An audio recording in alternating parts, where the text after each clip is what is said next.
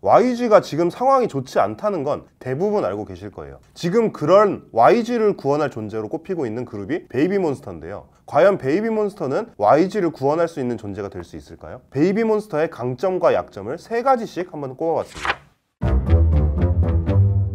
먼저 좋은 얘기부터 해볼게요. 첫 번째 강점은 바로 데뷔 전부터 강력하게 구축해놓은 팬덤입니다. 아시는 분은 다 아시겠지만 베이비몬스터는 YG가 자체적으로 진행한 서바이벌 오디션 프로그램 라스트 에밸루에이션을 통해 데뷔한 걸그룹이에요. 그리고 팬들의 강력한 요구로 인해 참가자 전원 데뷔라는 상당히 특이한 결과로 마무리됐죠. 물론 프로듀스 101 같이 수많은 참가자들이 나오는 오디션 프로그램이 아니라 베이비몬스터의 멤버가 정해진 뒤 정말로 데뷔할 수 있는 최종 멤버를 정하는 식의 오디션 프로그램이긴 했지만, 양현석 프로듀서는 생각하고 있는 데뷔 멤버는 5명이라고 얘기하면서 2명은 탈락시키겠다고 했었거든요. 이런 훈훈한 스토리가 자연스럽게 만들어지면서 베이비몬스터는 데뷔 전부터 상당히 강력한 팬덤을 구축하는 데 성공했어요. 그리고 그 팬덤은 데뷔 후에도 계속 이어지고 있죠. 베이비몬스터는 데뷔한 지 한 달도 안 돼서 공식 유튜브 구독자 400만 명을 달성했어요. YG 공식 유튜브 채널 구독자의 55%에 가까운 수치죠. 이뿐만이 아닙니다. 데뷔곡 베터업의 뮤직비디오 조회수가 24시간 만에 2259만 회를 기록하면서 역대 K-POP 그룹 데뷔곡 뮤직비디오 사상 24시간 기준으로 최다 조회수를 기록했고, 데뷔곡 공개 18일 만인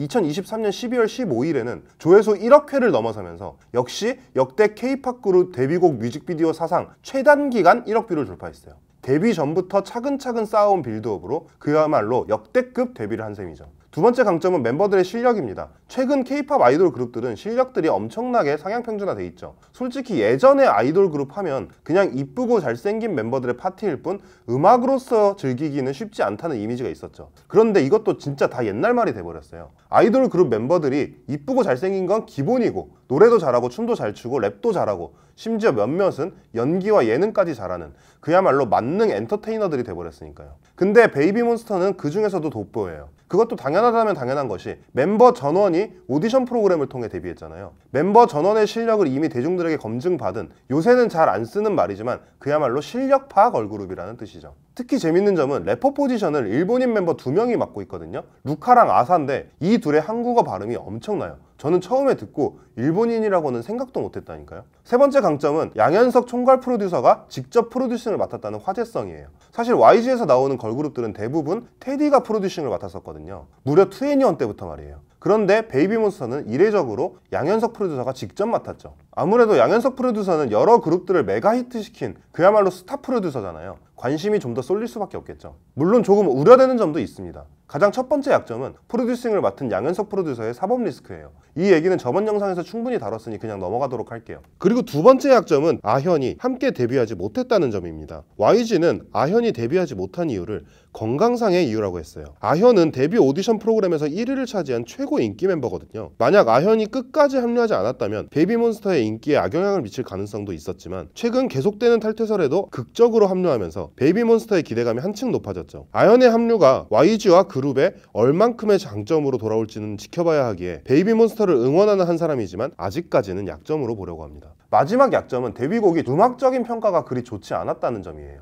영국의 유명 음악평론지 NME에 대해서 알고 계신 분 있나요? 무려 1950년대부터 평론을 이어온 그야말로 세계 대중음악계의 터줏대감 같은 곳인데요. 이곳에서 베이비몬스터를 데뷔 전부터 집중 조명하기도 했거든요. 그런데 막상 데뷔곡 베터업이 공개되자 NME에 올라온 기사 제목은 매우 커다란 기대를 받았던 베이비몬스터의 데뷔곡 베터업은 헛스윙이다. 귀에 오래 남도록 설계되어 있는 파트조차도 약하게 느껴지며 인상이 오래 남지 않는다. 베이비몬스터의 데뷔전은 홈런이 아니라 헛스윙이었다. 물론 NME가 상당한 편파성으로 논란이 있는 매체이긴 하지만 일단 권위도 있고, 또 데뷔 전에는 베이비몬스터를 상당히 칭찬했었다는 것을 살피면 평가가 좀 박하긴 하죠. 물론 이런 NME마저도 멤버 개인의 실력은 굉장히 높게 평가하고 있다는 것은 고무적입니다. NME는 베이비몬스터의 6멤버들은 이 아쉬운 데뷔에 아무런 잘못이 없으며 그들의 재능을 최대한 발휘하여 노래를 전달하고 있다. 하지만 게으르고 나쁜 작곡과 맞서게 된다면 아무리 최선의 노력이라 해도 실패할 수밖에 없다. 그리고 2월 1일 드디어 베이비몬스터의 신곡이 나왔습니다. 다행히 이 신곡은 데뷔곡에서 제기됐던 우려를 씻어버리기에 충분할 정도의 호평을 받고 인기를 끌고 있죠. 블랙핑크는 떠났습니다. 물론 그룹 단위로는 남아있지만 멤버들이 뿔뿔이 흩어진 만큼 예전과 같은 왕성한 그룹 활동은 기대하기 힘들겠죠. 이런 상황에서 YG의 미래를 책임지게 될 베이비몬스터, 한 명 한 명 매력적인 이들의 행보가 앞으로 어떻게 될지, YG를 어떻게 수렁에서 건져내게 될지 기대가 됩니다.